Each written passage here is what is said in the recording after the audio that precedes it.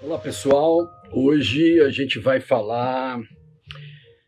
As pessoas me perguntaram, olha, como é que a gente tem assim uma noção básica do que é contar uma história, um filme, a narrativa, né? Então, assim, a primeira coisa é que através só algumas dicas gerais para te facilitar, para você ver seus filmes. Primeiro é o seguinte, a narração no cinema é uma forma de você organizar e interpretar a realidade. Você olha para o filme olhou através da câmera de um cineasta, fez uma escolha, olhou para a realidade do mundo, fez uma escolha, trouxe para a tela para você. Então aí você vai interpretar essa realidade através dessa mediação que é o cinema. Então o cinema é um discurso também, um argumento, uma tentativa de comprovar uma ideia. E na narração tem os componentes, né? Primeiro é o enredo, que é a história. Segundo, os personagens. Depois, o tempo e o espaço.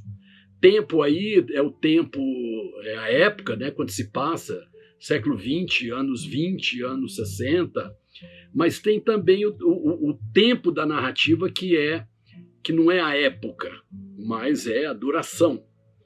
E a gente tem também o espaço, não é?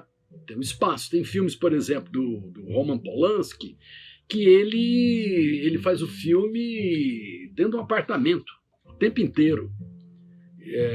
Dentro de um teatro, igual Pele de Vênus. Oh merde, j'arrive trop tard.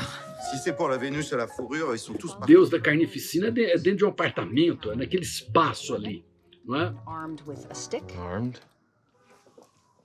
Michael, what else could we say? Carrying, carrying a stick, all right? Carrying, yeah. Carrying a stick. O filme pode ser numa cidade também. Então, essa questão do espaço tem essas características. Outra coisa é quem é que conta a história. Tem um narrador, né, no filme que você está vendo. Alguém está contando a história para você.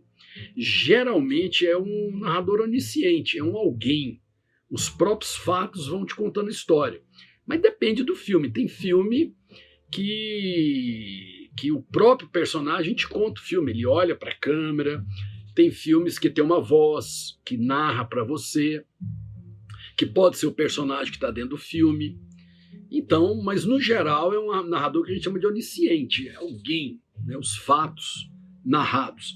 Agora, uma coisa que é bom ficar sempre atento, aquilo que eu falo sempre é o seguinte, no cinema tem 4 domínios, isso é importante.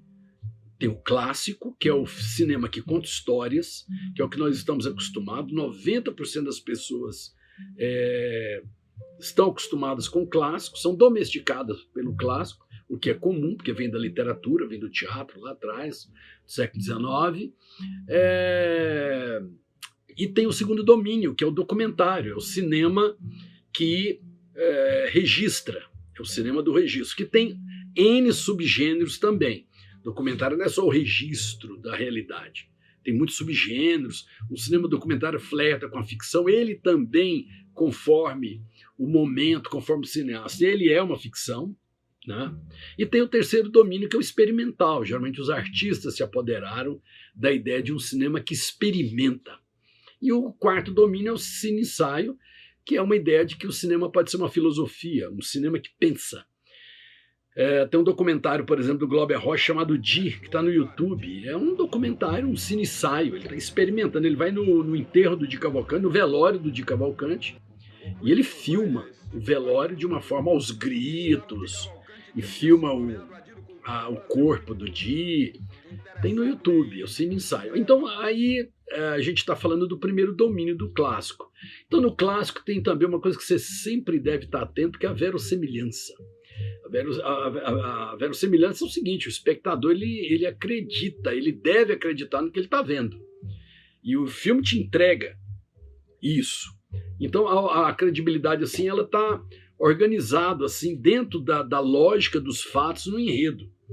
Então, se aparece alguma coisa que não é comum você ver na realidade, você vai estranhar. Então aí já não é muito no primeiro domínio do clássico. um cinema moderno, inventivo, não é? Então, não dá para o cara estar num filme, ele vai atirar no outro, e o cara e de repente o cara dá um copo de uísque para ele. Não, ali o drama requer aquilo mesmo. Mas tem filme experimental, tem filme vanguardista no Tarantino, que o cara pega o revólver e o cara fala, não, vamos tomar um uísque. Então você tem que estar atento à questão da verossimilhança. Então, na verossimilhança é o seguinte, no filme clássico, cada fato cada fato da história, ele tem uma motivação, que é uma causa, depois, que nunca é gratuita, e sua ocorrência vai desencadeando consequências, novos fatos. Então, causa, consequências, novos fatos, e o filme vai andando. E aí você tem também outra característica desse cinema clássico, que é o conflito. Então, o conflito, assim, qualquer componente da história, não é? Ou personagens, fatos, ideias que aparecem, que vão se opondo ao outro, criando uma tensão que vai organizando os fatos da história. Então, tem que ter um conflito. Então, no filme... No filme Deus da Carnificina, do Polanski, tem um conflito lá. Duas crianças brigaram, os dois casais que são pais vão tentar compreender o que aconteceu, tomar providências, e aí você tem um conflito que desencadeia outras questões da família, fora das questões pessoais, das neuroses. Então o conflito é fundamental, que você tá atento a ele. E geralmente no filme clássico são os personagens que carregam a história. Então você vai estar atento sempre dos personagens, que eles que estão ali com o conflito na mão, vamos dizer assim. Então, e no filme clássico também tem as partes da história, né, do enredo. Então, geralmente, o cinema clássico ele vai evoluindo e tem subgêneros. Hoje em dia, então, tem o chamado cinema de fluxo, que tem cineastas, por exemplo, que não obedecem bem à regra, filmes começo, meio e fim, muita verossimilhança, isso depende muito. Eu estou aqui generalizando. Então tem as partes do enredo, a apresentação dos personagens, o conflito que é apresentado, a evolução dessa história com esses conflitos, chega num apogeu e depois tem um desenlace. E então, no próximo vídeo, eu vou continuar falando desse cinema clássico para você. Me acompanha no próximo vídeo aqui no YouTube, no Face, no Instagram.